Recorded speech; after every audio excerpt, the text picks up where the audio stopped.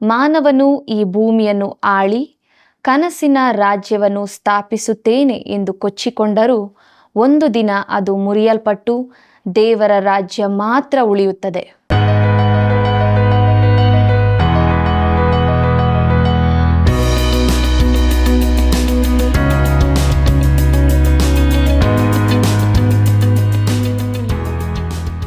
ಆತ್ಮೀಯ ಸ್ನೇಹಿತರೆ, ದೇವರ ಜೀವವುಳ್ಳ ವಾಕ್ಯಗಳು ನಮ್ಮ ಜೀವಿತದ ಆತ್ಮೀಯ ಅಭಿವೃದ್ಧಿಯಲ್ಲಿ ಎಷ್ಟೋ ಪ್ರಯೋಜನವಾಗಿದೆಯಲ್ಲವೇ?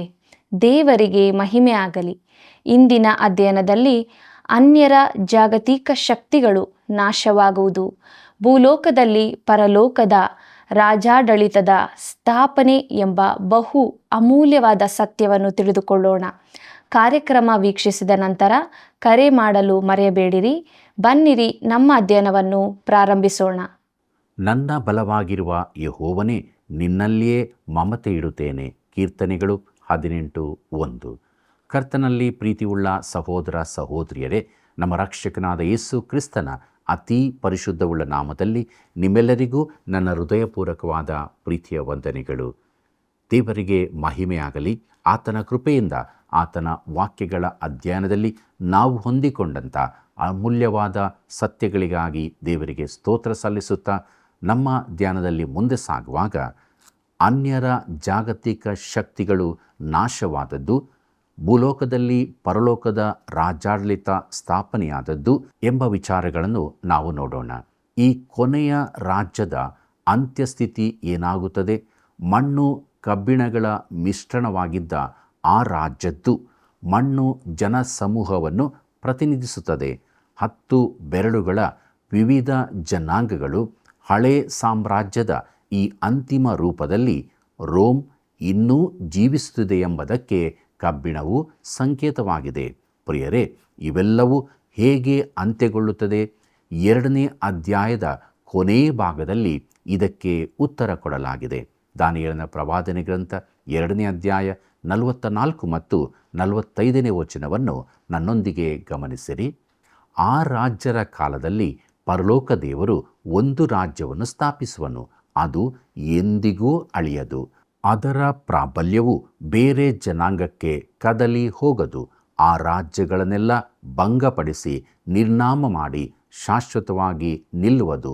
ಬೆಟ್ಟದೊಳಗಿಂದ ಒಂದು ಗುಂಡು ಬಂಡೆಯು ಕೈಯಿಲ್ಲದೆ ಒಡೆಯಲ್ಪಟ್ಟು ಕಬ್ಬಿಣ, ತಾಮ್ರ, ಮಣ್ಣು, ಬೆಳ್ಳಿ, ಬಂಗಾರಗಳನ್ನು ಚೂರು ಚೂರು ಮಾಡಿದ್ದು ನಿನ್ನ ಕಣ್ಣಿಗೆ ಬಿತ್ತಲ್ಲ. ಇದರಿಂದ ಪರಲೋಕ ದೇವರು ಮುಂದೆ ನಡೆಯುವ ವಿಷಯಗಳನ್ನು ರಾಜನಿಗೆ ತಿಳಿಯಪಡಿಸಿದ್ದಾನೆ. ಕನಸು ನಿಜ, ಅದರ ಅರ್ಥವೂ ನಂಬತಕ್ಕದ್ದು ಎಂದು ಹೇಳಿದನು ಎಂಬುದಾಗಿ. ಪ್ರೀತಿಯುಳ್ಳ ದೇವಜನರೇ, ಕ್ರಿಸ್ತ ವಿರೋಧಿ ಇಲ್ಲವೇ ಅಧರ್ಮ ಸ್ವರೂಪನು, ಸತ್ಯವೇದದಲ್ಲಿ ಅವನಿಗೆ ಸುಮಾರು 35 ಬೇರೆ ಬೇರೆ ಹೆಸರುಗಳಿವೆ. ರೋಮನ್ ಸಾಮ್ರಾಜ್ಯವನ್ನು ತಿರುಗಿ ಒಟ್ಟುಗೂಡಿಸುವನು. ಅವನು ಲೋಕ ಚಕ್ರಾಧಿಪತಿಯಾಗಿರುವನು. ಪ್ರಾರಂಭದಲ್ಲಿ ನೆಬೂಕದ್ನೆಚ್ಚರನು ಮಾಡಿದಂತೆ ಇವನು ಭೂಲೋಕವನ್ನು ಆಳುವನು. ಪ್ರಕಟಣೆ 13 ನೋಡಿರಿ. ಅದು ಒಂದು ಮಾದರಿ ಆಡಳಿತವಾಗಿರುತ್ತದೆ. ಆದರೆ ಅದು ತಪ್ಪಾದ ವ್ಯಕ್ತಿಯ ಹತೋಟಿಯಲ್ಲಿದ್ದರೆ ಅದು ಅತಿ ಭಯಂಕರವಾಗಿರುತ್ತದೆ. ನಾವು ನೋಡುವಂತೆ ನೆಬೂಕದ್ನೆಚ್ಚರನ ವಿಚಾರದಲ್ಲಿ ಇದು ಸತ್ಯವಾಯಿತು. ಕ್ರಿಸ್ತ ವಿರೋಧಿಯ ವಿಚಾರದಲ್ಲೂ ಹಾಗೇ ಆಗುವುದು. ಪ್ರೀತಿಯುಳ್ಳ ದೇವಜನರೇ, ಕರ್ತನಾದ ಯೇಸು ಬರುವಾಗ ಆತನು ಸರ್ವಾಧಿಕಾರಿಯಾಗಿ ಆಳಲಿದ್ದಾನೆ ಮತ್ತು ತನಗೆ ವಿರೋಧವಾಗಿ ಎದ್ದವರೆಲ್ಲರನ್ನೂ ಅಡಗಿಸಿಬಿಡುತ್ತಾನೆ. ಕಬ್ಬಿಣದ ಗದೆಯಿಂದ ಅವರನ್ನು ನಾಶ ಮಾಡುವಿ, ಮಣ್ಣಿನ ಮಡಿಕೆಗಳನ್ನೋ ಎಂಬಂತೆ ಅವರನ್ನು ಒಡೆದು ಹಾಕುವಿ ಎಂದು ಹೇಳಿದನು. ಇದನ್ನು ನಾವು ಕೀರ್ತನೆ 2:9 ನೋಡುತ್ತೇವೆ. ಅದಕ್ಕಾಗಿ ನಾನು ಈ ದಿನದಲ್ಲಿ ಪಶ್ಚಾತ್ತಾಪ ಪಡಬೇಕಾಗಿಲ್ಲ. ಪ್ರಿಯಮಿತ್ರನೇ, ನಿನಗೆ ಅದು ಇಷ್ಟವಿಲ್ಲವಾದರೆ ನೀನು ಈ ಭೂಗ್ರಹವನ್ನು ಬಿಟ್ಟು ಬೇರಾವುದಾದರೂ ಗ್ರಹಕ್ಕೆ ಹೋಗಬಹುದು. ಆತನು ಈ ಭೂಮಿಯನ್ನು ವಶಪಡಿಸಿಕೊಳ್ಳಲಿದ್ದಾನೆ. ನೀನು ಹೋಗಲಿರುವ ಗ್ರಹವನ್ನು ವಶಪಡಿಸಿಕೊಳ್ಳಬಹುದು. ಇದು ಆತನ ವಿಶ್ವವಾಗಿದೆ, ಆತನಿಗೆ ಸೇರಿದ್ದು. ಕೈಯಿಲ್ಲದೆ ಒಡೆಯಲ್ಪಟ್ಟ ಬಂಡೆಯು ಕರ್ತನಾದ ಯೇಸು ಕ್ರಿಸ್ತನನ್ನು ಸೂಚಿಸುತ್ತದೆ. ಆತನು ಮಾನವನಲ್ಲ, ದೇವರ ಅಭಿಷಿಕ್ತನು. ತಾನೇ ಆ ಬಂಡೆ ಎಂದು ಕರ್ತನಾದ ಯೇಸು ತಾನೇ ಸ್ಪಷ್ಟಪಡಿಸಿದ್ದಾನೆ. ಆತನ ದಿನಗಳಲ್ಲಿ ಈಗಿನ ದಿನಗಳಿಗಿಂತ ಹೆಚ್ಚು ಮಂದಿ ಆತನ ಮಾತನ್ನು ಅರ್ಥ ಮಾಡಿಕೊಂಡಿರಬಹುದು. ಮತ್ತಾಯನ ಬರೆದ ಸುವಾರ್ತೆ 21ನೇ ಅಧ್ಯಾಯ 44ರಲ್ಲಿ ಆತನು ಹೀಗೆ ಹೇಳಿದ್ದಾನೆ, ಏನೆಂದರೆ, ಈ ಕಲ್ಲಿನ ಮೇಲೆ ಬೀಳುವವನು ತುಂಡು ತುಂಡಾಗುವನು, ಇದು ಯಾರ ಮೇಲೆ ಬೀಳುತ್ತದೋ ಅವನನ್ನು ಪುಡಿ ಪುಡಿ ಮಾಡುವುದು ಎಂದು ಹೇಳಿದ್ದಾನೆ. ಆತನೇ ಆ ಕಲ್ಲು, ಜೀವವುಳ್ಳ ಕಲ್ಲು. ಹಾಕಿರುವ ಅಸ್ತಿವಾರವು ಯೇಸು ಕ್ರಿಸ್ತನೇ. ಆ ಅಸ್ತಿವಾರವನ್ನಲ್ಲದೆ ಮತ್ತೊಂದು ಅಸ್ತಿವಾರವನ್ನು ಯಾರೂ ಹಾಕಲಾರರಷ್ಟೇ. ಕೊರಿಂಥದವರಿಗೆ ಬರೆದ ಮೊದಲನೇ ಪತ್ರಿಕೆ 3ನೇ ಅಧ್ಯಾಯ 11ನೇ ವಚನದಲ್ಲಿ ನೋಡುತ್ತೇವೆ. ಪ್ರಿಯ ಮಿತ್ರನೇ, ನೀನು ಆ ಕಲ್ಲಿನ ಮೇಲೆ ಬಿದ್ದರೆ, ಅಂದರೆ ನಂಬಿಕೆಯಿಂದ ಇದಕ್ಕೆ ಬಂದರೆ, ನೀನು ಮುರಿಯಲ್ಪಡುತ್ತಿ ಪಾಪಿಯಾಗಿ ಖಾಲಿ ಕೈಯೊಂದಿಗೆ ಆತನ ಬಳಿಗೆ ಬಾ. ಆತನು ಒರಗಿಕೊಳ್ಳಬಹುದಾದ ಅದ್ಭುತ ಬಂಡೆಯಾಗಿದ್ದಾನೆ. ಕರ್ತನಾದ ಯೇಸುವಿನ ರಕ್ಷಕ ಹಾಗೂ ನ್ಯಾಯಾಧಿಪತಿಯ ರೂಪದಲ್ಲಿ ಆತನನ್ನು ಸಂಕೇತಿಸುವ ಕಲ್ಲು, ಅಂದರೆ ಬಂಡೆ ಎಂಬುದು ಅನೇಕ ರೂಪಗಳಲ್ಲಿ ಒಂದಾಗಿದೆ.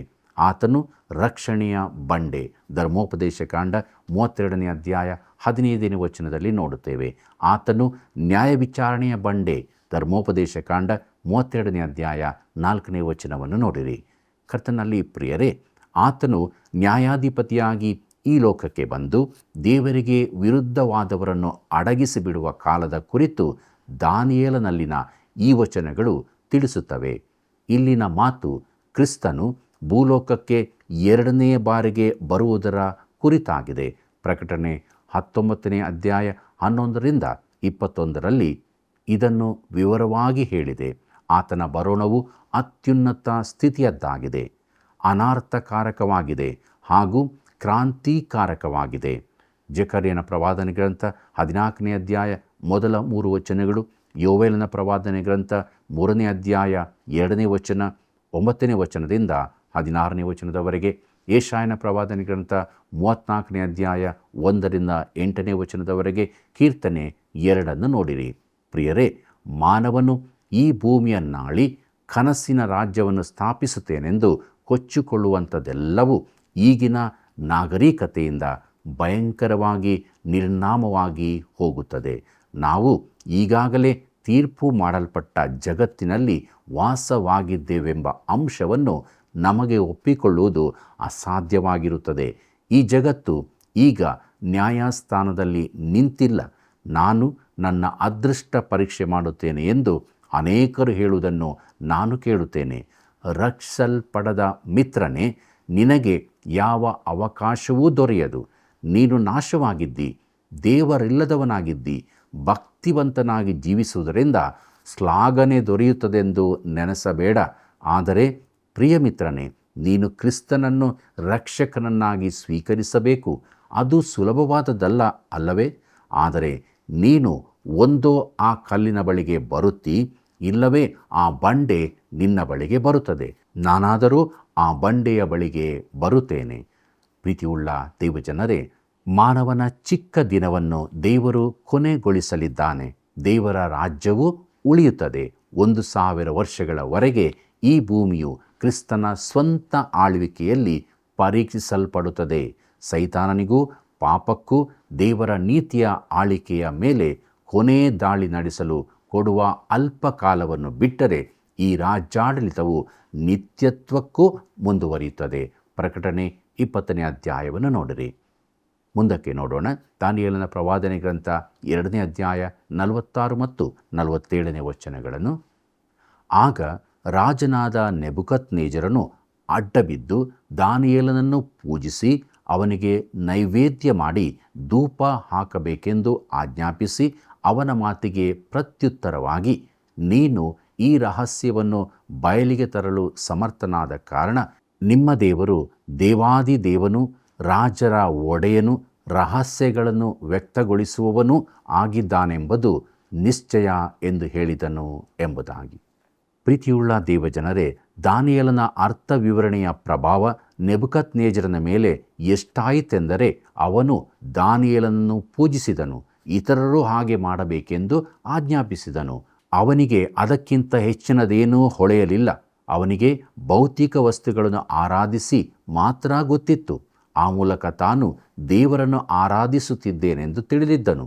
ಅವನು ಪರಲೋಕ ದೇವರನ್ನು ತಿಳುಕೊಂಡದ್ದು ಹೀಗೆ. ಈ ಮೂರ್ತಿ ಪೂಜಕನಾದ ಅರಸನ ಹೃದಯದಲ್ಲಿ ನಂಬಿಕೆಯು ಬೆಳೆದ ರೀತಿಯನ್ನು ಈ ಪುಸ್ತಕದಲ್ಲಿ ನಾವು ಗಮನಿಸಬಹುದು. ಅದು ವಿಗ್ರಹಾರಾಧನೆಯ ಕತ್ತಲೆಯನ್ನು ಛೇದಿಸುತ್ತದೆ. ಅವನು ದೇವರ ಜ್ಞಾನವೆಂಬ ಅದ್ಭುತವಾದ ಬೆಳಕಿಗೆ ಬರಲಿದ್ದಾನೆ. ಮುಂದಕ್ಕೆ ನೋಡ್ರಿ, ದಾನಿಯೇಲನ ಪ್ರವಾದನೆ ಗ್ರಂಥ 2ನೇ ಅಧ್ಯಾಯ 48 ಮತ್ತು 49ನೇ ವಚನವನ್ನು.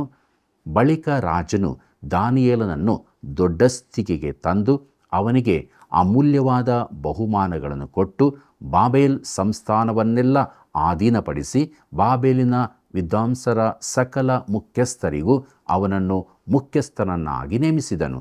ದಾನಿಯೇಲನು ಬಿನ್ನಹ ಮಾಡಲು ರಾಜನು ಶದ್ರಕ್, ಮೇಷಕ್, ಅಬೇದ್ನೆಗೋ ಎಂಬವರಿಗೆ ಬಾಬೇಲ್ ಸಂಸ್ಥಾನದ ಕಾರ್ಯಭಾರವನ್ನು ವಹಿಸಿದನು.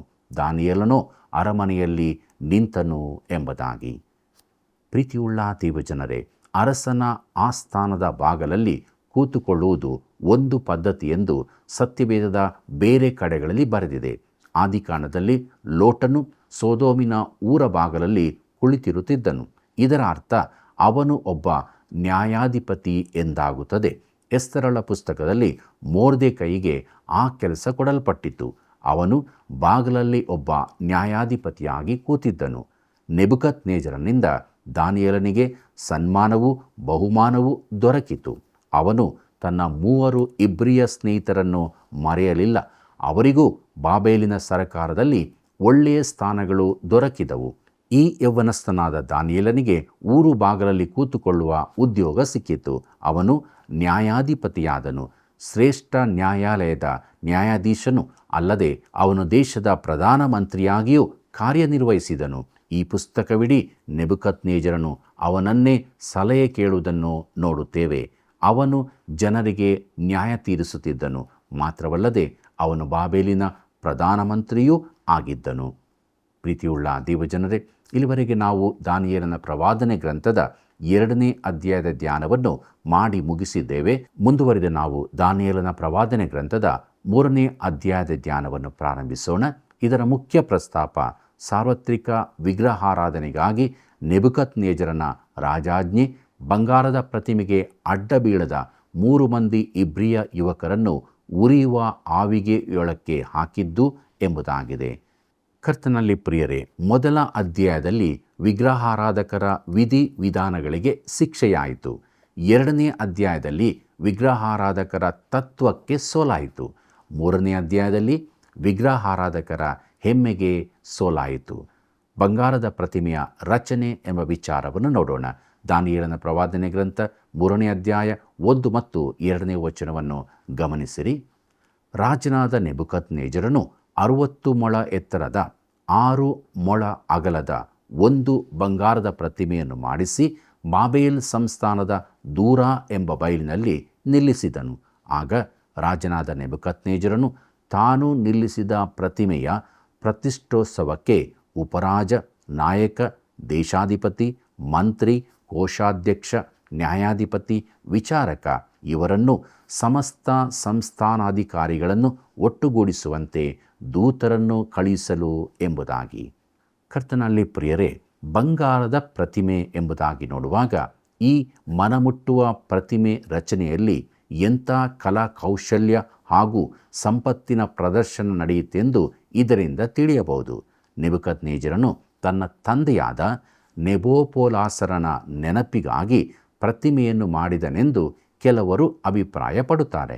ಇನ್ನೂ ಕೆಲವರು ಅವನು ಬಾಬೇಲಿನ ದೇವತೆಯಾದ ಬೇಳನ ನೆನಪಿಗಾಗಿ ಮಾಡಿದನೆಂದು ಹೇಳುತ್ತಾರೆ. ಅವನು ತನ್ನ ಹಾಗೆ ಅದನ್ನು ಮಾಡಿರಬಹುದೆಂಬುದು ಹೆಚ್ಚು ಒಪ್ಪತಕ್ಕದ್ದು. ಕನಸಿನ ಪ್ರತಿಮೆಯ ಬಂಗಾರದ ತಲೆ ಅವನೇ ಆಗಿದ್ದಾನೆಂದು ದಾನಿಯೇಲನು ಹೇಳಿದ್ದನು. ಪ್ರಿಯರೇ, ದೇವರ ಎದುರು ತನ್ನನ್ನು ತಗ್ಗಿಸಿಕೊಳ್ಳುವ ಬದಲಾಗಿ ಆ ಪ್ರತಿಮೆಯಿಂದಾಗಿ ನೆಬುಕದ್ನೆಚ್ಚರನಲ್ಲಿ ಅತಿಯಾದ ಅಹಂಕಾರ ತುಂಬಿಕೊಂಡಿತು. ತಾನು ಕಟ್ಟಿದ ಮಹಾ ಸಾಮ್ರಾಜ್ಯದ ಸೂಚಕವಾಗಿ ಪೂರ್ಣ ಬಂಗಾರದ ಪ್ರತಿಮೆಯನ್ನೇ ಮಾಡಿಸಿದನು. ಪ್ರಿಯರೇ, ಪ್ರತಿಮೆಯ ಪ್ರತಿಷ್ಠೋತ್ಸವಕ್ಕೆ ಸಿದ್ಧತೆಯಾಯಿತು. ಆ ಪ್ರತಿಮೆಯು 60 ಮೊಳ ಎತ್ತರ, 6 ಮೊಳ ಅಗಲವಾಗಿತ್ತು. ಇದು ನಿಜವಾಗಿ ಬೃಹತ್ ಗಾತ್ರದ ಪ್ರತಿಮೆಯಾಗಿತ್ತು. 1 ಮೊಳವೆಂದರೆ ಸುಮಾರು 1.5 ಅಡಿಯಷ್ಟು. ಅಂದರೆ ಆ ಪ್ರತಿಮೆಯು 90 ಅಡಿ ಎತ್ತರವಾಗಿತ್ತು. ಬಾಬೇಲು ಬಯಲು ಪ್ರದೇಶದಲ್ಲಿದ್ದು ಸುತ್ತಲೂ ಸಮತಟ್ಟಾದ ಸ್ಥಳವಿತ್ತು. ಆಗಲೇ ಅಲ್ಲಿ ಎತ್ತರವಾದ ಕಟ್ಟಡಗಳಿದ್ದವು. ಆ ಪ್ರತಿಮೆಯ ಎತ್ತರದಿಂದಾಗಿ ಅದು ಬಹು ದೂರಕ್ಕೆ ಕಾಣಿಸುತ್ತಿತ್ತು. ಪ್ರಿಯರೇ, ದೂರದ ಬಯಲು ಪ್ರದೇಶವು ವಿಮಾನ ನಿಲ್ದಾಣದಂತಿತ್ತು. ವಿಶಾಲವೂ ಸಮತಟ್ಟಾದದ್ದೂ ಆಗಿತ್ತು. ಅಲ್ಲಿ ತುಂಬ ಜನರು ಸೇರಿ ಬರಬಹುದಾಗಿತ್ತು. ಆ ಪ್ರತಿಮೆಯ ಆರಾಧನೆ ಎಂದರೆ ಅರಸನ ಆರಾಧನೆಯೇ ಆಗಿತ್ತು. ಪ್ರೀತಿಯುಳ್ಳ ಸಹೋದರ ಸಹೋದರಿಯರೇ, ಎಲ್ಲ ನಾಯಕರು, ಸರಕಾರದ ಅಧಿಕಾರಿಗಳು ಈಗ ಪ್ರತಿಮೆಯ ಪ್ರತಿಷ್ಠೋತ್ಸವಕ್ಕೆ ನೆರೆದು ಬಂದಿದ್ದರು. ಮೇಲ್ಮಟ್ಟದವರನ್ನು ಮಾತ್ರ ಆಹ್ವಾನಿಸಲಾಗಿತ್ತು. ಅವರು ಈ ಕಾರ್ಯಕ್ರಮದ ಕುರಿತು ಸಾಮಾನ್ಯ ಜನರಿಗೆ ತಿಳಿಸಬೇಕಾಗಿತ್ತು. ಜನರನ್ನು ಗೆದ್ದುಕೊಳ್ಳುವುದರಲ್ಲಿ ಇದು ಪ್ರಥಮ ಹೆಜ್ಜೆಯಾಗಿತ್ತು. ಈ ಸರಕಾರದ ಅಧಿಕಾರಿಗಳು ದೊಡ್ಡ ಹಿಂಡೇ ಆಗಿದ್ದರು. ಪ್ರಿಯರೇ, ಈ ಪ್ರತಿಮೆಯನ್ನು ಮಾಡುವುದರಲ್ಲಿ ನೆಬೂಕದ್ನೆಚ್ಚರನ ಮನಸ್ಸಿನಲ್ಲಿ ಏನಿತ್ತು? ಇಲ್ಲಿ ನಾವು 3 ಸಂಗತಿಗಳನ್ನು ಗಮನಿಸುತ್ತೇವೆ. ಅದರಲ್ಲಿ ಮೊದಲನೆಯದು, ಲೋಕದ ಸಮಸ್ತ ಅಧಿಕಾರವನ್ನು ತನಗೆ ಕೊಟ್ಟ ಪರಲೋಕದ ದೇವರನ್ನು ತಿರಸ್ಕರಿಸುವುದಕ್ಕೆ ನೆಬೂಕದ್ನೆಚ್ಚರನ ಮನಸ್ಸಿನಲ್ಲಿದ್ದ ಭಾವನೆಯು ಇದರಲ್ಲಿ ಕಾಣುತ್ತದೆ. ದೇವರಿಗೆ ಕೃತಜ್ಞನಾಗಿರುವುದಕ್ಕೆ ಬದಲಾಗಿ ಅವನು ದೇವರಿಗೆ ವಿರುದ್ಧವಾಗಿ ವರ್ತಿಸಿದನು. ಎರಡನೇದಾಗಿ, ಸ್ವಪ್ರತಿಷ್ಠೆಗಾಗಿ ಈ ಪ್ರತಿಮೆಯನ್ನು ಮಾಡುವುದರಲ್ಲಿ ಅವನಲ್ಲಿದ್ದ ಹೆಮ್ಮೆಯನ್ನು ಕಾಣಬಹುದು. ಮುಂದೆ ರೋಮಾಯ ಚಕ್ರವರ್ತಿಗಳು ಇದಕ್ಕಾಗಿ ಪ್ರಯತ್ನಿಸಿದರು. ಮೂರನೇದಾಗಿ, ತನ್ನ ಸಾಮ್ರಾಜ್ಯದಲ್ಲಿನ ಎಲ್ಲ ಗುಂಪಿನ ಜಾತಿಯ ಕುಲಗಳವರನ್ನು ಒಟ್ಟಾಗಿ ಸೇರಿಸಿ ಒಂದು ಐಕ್ಯ ಸ್ಥಿತಿ ತರಬೇಕೆಂಬುದಾಗಿ ನೆಬೂಕದ್ನೆಚ್ಚರನಿಗೆ ಮನಸ್ಸಿತ್ತು. ಹೀಗೆ ಒಂದು ಸಹಮತದ ಸರಕಾರ ನಿರ್ಮಿಸಬೇಕೆಂದಿದ್ದನು. ಅಂದರೆ ಅವನು ಜಾಗತಿಕ ಧರ್ಮಸ್ಥಾಪನೆಗಾಗಿ ಆಶೆಪಟ್ಟನು. ಇದು ಬಾಬೇಲ್ ಗೋಪುರದಂತಹ ಇನ್ನೊಂದು ಪ್ರಯತ್ನವೇ ಆಗಿತ್ತು. ಲೋಕಕ್ಕಾಗಿ ಒಂದೇ ಮತದ ಸ್ಥಾಪನೆಯ ಉದ್ದೇಶವಾಗಿತ್ತು. ಪ್ರಿಯರೇ, ಈ ದಿನಗಳಲ್ಲಿ ಜಾಗತಿಕ ಏಕಮತದ ಸ್ಥಾಪನೆಗಾಗಿ ಅನೇಕರು ದುಡಿಯುತ್ತಿದ್ದಾರೆ. ಜಾಗತಿಕ ಸಭೆಗಳ ಕೌನ್ಸಿಲ್ನ ಅಂಗಸಂಸ್ಥೆಗಳು ಇದರಲ್ಲಿ ತೊಡಗಿವೆ. ಅವರು ಹೀಗೆ ಜಾಗತಿಕ ಮತಸ್ಥಾಪನೆ ಮಾಡುವಾಗ ಯೇಸುವನ್ನು ಸಂಪೂರ್ಣವಾಗಿ ಹೊರಗಿಡುತ್ತಾರೆ. ಈ ಎಲ್ಲ ಪ್ರಯತ್ನಗಳು ಜೀವವುಳ್ಳ ನಿಜ ದೇವರನ್ನು ಆರಾಧಿಸುವುದರ ಕಡೆಗಲ್ಲ, ಆದರೆ ಆತನನ್ನು ವಿರೋಧಿಸುವುದಕ್ಕಾಗಿ. ಅದು ಮಹಾಸಂಕಟ ಕಾಲದ ಕಡೆಗೆ ನಡೆಸುತ್ತದೆ, ಅಧರ್ಮ ಸ್ವರೂಪ ಹಾಗೂ ಸುಳ್ಳು ಪ್ರವಾದಿಗಳ ಕಡೆಗೆ. ಇದು ನಿಜವಾದ ಸಭೆಯು ಈ ಭೂಮಿಯಿಂದ ಮೇಲಕ್ಕೆತ್ತಲ್ಪಟ್ಟ ಬಳಿಕ ನಡೆಯುವಂಥದ್ದು. ನಿಜವಾದ ಸಭೆಯೆಂದರೆ ಎಲ್ಲ ವಿಶ್ವಾಸಿಗಳ ಸಮೂಹ. ಕ್ರಿಸ್ತನಲ್ಲಿನ ಪ್ರತಿಯೊಬ್ಬ ವಿಶ್ವಾಸಿಯು, ಅವನ ಚರ್ಮದ ಬಣ್ಣ ಏನೇ ಇರಲಿ, ಅವನ ಸಭೆ ಯಾವುದೇ ಇರಲಿ, ಅವನು ಕ್ರಿಸ್ತನನ್ನು ನಂಬುವುದಾದರೆ ಎಲ್ಲರೂ ಒಟ್ಟಾಗಿ ಹೋಗುತ್ತೇವೆ.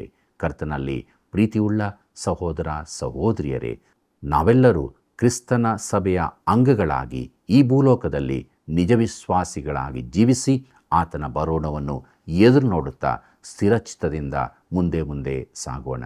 ಪ್ರಾರ್ಥನೆ ಮಾಡೋಣ. ನಮ್ಮನ್ನು ಬಹಳವಾಗಿ ಪ್ರೀತಿ ಮಾಡುವಂಥ ನಮ್ಮ ರಕ್ಷಕನಾದ ಯೇಸು ಸ್ವಾಮಿಯಲ್ಲಿ ತಂದೆಯಾದ ದೇವರೇ, ತನ್ನನ್ನು ತಾನು ಹೆಚ್ಚಿಸಿಕೊಳ್ಳುವಂಥ ವ್ಯಕ್ತಿಯ ಜೀವಿತ, ಅವನ ಆಲೋಚನೆಗಳನ್ನು ನಾವು ನಿನ್ನ ವಾಕ್ಯದಲ್ಲಿ ತಿಳಿದುಕೊಂಡಿದ್ದೇವೆ. ಈ ಮೂಲಕ ನಾವು ಪರೀಕ್ಷಿಸಿಕೊಂಡು ನಿನ್ನ ಬಳಿಗೆ ಬಂದಿದ್ದೇವೆ. ನಮ್ಮಲ್ಲಿ ನೀನು ಮೆಚ್ಚದ ಸ್ವಭಾವಗಳು ಇರುವುದಾದರೆ ಅವುಗಳಿಂದ ಪರಿಪೂರ್ಣವಾದ ಬಿಡುಗಡೆಯನ್ನು ಅನುಗ್ರಹಿಸಿಕೊಡು. ನಾವೆಲ್ಲರೂ, ನಮ್ಮ ವೀಕ್ಷಕ ಬಾಂಧವರು ಎಲ್ಲರೂ ಕೂಡ ನಿನ್ನ ರಾಜ್ಯದಲ್ಲಿ ಪ್ರವೇಶಿಸುವ ಹಾಗೆ ತಿರುಗಿ ಹುಟ್ಟಿದ ಅನುಭವದಲ್ಲಿ ನಿನ್ನ ವಾಕ್ಯಗಳಿಂದ ತುಂಬಿಸಲ್ಪಟ್ಟವರಾಗಿ ನಿತ್ಯ ಜೀವದ ನಿರೀಕ್ಷೆಯಲ್ಲಿ ಮುನ್ನಡೆದಕ್ಕೆ ಸಹಾಯ ಮಾಡು. ನಮ್ಮೆಲ್ಲರ ಜೀವಿತದಲ್ಲಿ ನಿನಗೆ ಮಾತ್ರ ಮಹಿಮೆಯಾಗಲಿ. ಯೇಸುವಿನ ನಾಮದಲ್ಲಿ ಬೇಡಿದ್ದೇವೆ ತಂದೆಯೇ, ಆಮೆನ್. ಪ್ರಿಯರೇ, ಕರ್ತನಾದ ಯೇಸು ಕ್ರಿಸ್ತನು ಸರ್ವಾಧಿಕಾರಿಯಾಗಿ ಆಳುವಾಗ ಆತನು ತನಗೆ ವಿರುದ್ಧವಾಗಿ ಎದ್ದವರನ್ನು ಅಡಗಿಸಿ ಬಿಡುತ್ತಾನೆ. ಯಾರು ಆತನನ್ನು ಅಂಗೀಕರಿಸುತ್ತಾರೋ ಅವರು ಅಜ್ಞಾನವೆಂಬ ಕತ್ತಲೆಯಿಂದ ದೇವರ ಜ್ಞಾನವೆಂಬ ಬೆಳಕಿಗೆ ಬರುತ್ತಾರೆ. ದಾನಿಯೇಲನು ಹಾಗೂ ಅವನ ಸ್ನೇಹಿತರಿಗೆ ನೆಬೂಕದ್ನೆಚ್ಚರನ ಆಸ್ಥಾನದಲ್ಲಿ ದೊರೆತ ಗೌರವವನ್ನು ತಿಳಿದುಕೊಂಡ ನಾವು ದೈವಿಕ ಜ್ಞಾನದಿಂದ ತುಂಬಿದವರಾಗಿ ಜೀವಿಸಿ ದೇವರನ್ನು ಮಹಿಮೆಪಡಿಸೋಣ. ಪ್ರಿಯ ವೀಕ್ಷಕರೇ, ನೀವು ಮಾಡುವ ಒಂದೊಂದು ಕರೆಗಳು ಅನೇಕರ ಬಾಳಿಗೆ ಬೆಳಕನ್ನು ನೀಡಲು ಸಹಾಯವಾಗುತ್ತದೆ. ಆದುದರಿಂದ ತಪ್ಪದೇ ಕರೆ ಮಾಡಿರಿ. ಮತ್ತೆ ಭೇಟಿಯಾಗೋಣ. ವಂದನೆಗಳು.